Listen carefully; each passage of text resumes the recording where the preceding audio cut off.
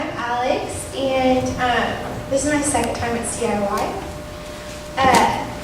And I was kind of like Cameron. I always felt that I felt closest to God through worship rather than like prayer or reading the Bible.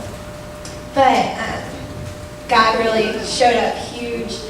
One night, one of the girls that I had known, not very well, but I had known her coming into the week, pulled me aside after his time, and she asked if she could talk to me.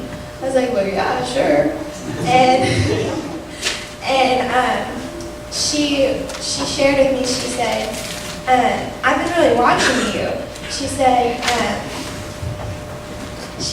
that she would watch me as I would open my Bible, and she would see like all the highlights in my Bible, and she loved listening to me answer questions. And of course, the first thing after she was done talking, the first thing I did was point up, because none of that was me, obviously.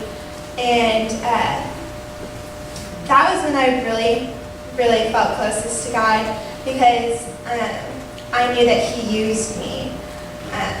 He worked through me to minister to others, and that was my reward from Him. He rewarded me for doing something that He did. Like, how awesome is that?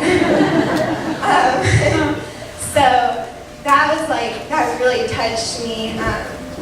And I just challenge all of you guys who went to CIY, and even those who didn't, to know that people are watching you as you walk out of this church, and you just really need to be a light in the darkness.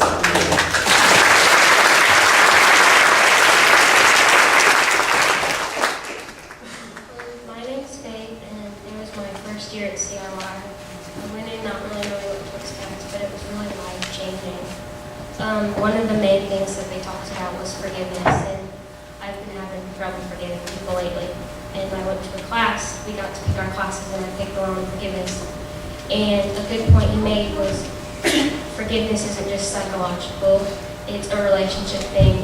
The Bible says forgive as God forgives. And you can't just say, hey, I'm going to forgive you, but I want nothing to do with you, because if God did that to you, you'd be doomed. So,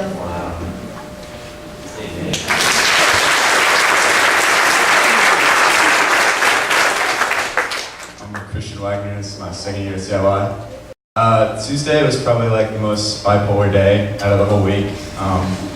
I started off Tuesday really upset. Tuesday was all about like God being a father, and I grew up in a home where my biological father wasn't present. And it's been a while since I'd heard from him. It's been 3 years since I've seen him, and he's never really been in my life. And Tuesday was actually his birthday. And my mom was like, you need to call him. And I was just fed up with it, because, so many times he missed my birthday, and like, why do I have to call him? So I was waiting for a call for him. And I called him, and he didn't answer, and that just got me even more mad. Like, he didn't even care to answer my call. And then, like, just as more background, like, my stepdad never really, like, cared to get to know me. Like, he was a providing father, and I thank him for that. But, like, he didn't care about who I was or, like, what I felt like. So I never really had a dad growing up until recently, but I was really struggling with it the whole day, just up until the evening worship. I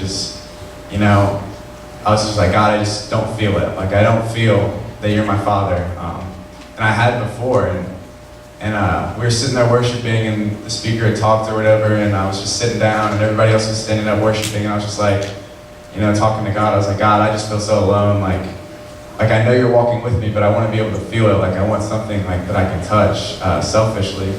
And I was like, I just want a hug. And God was like, I can't give you a hug, because my arms have been around you for a long time. But I can squeeze tighter if you want. And I was like, yes. And then I just got chills all over my body and just broke down.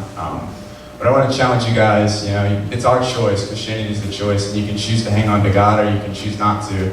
But either choice you make, God's going to hang on to you. So either are you hanging on to God or aren't you? And if you are hanging on to God, why aren't you asking Him to squeeze tighter? And why aren't you squeezing tighter yourself?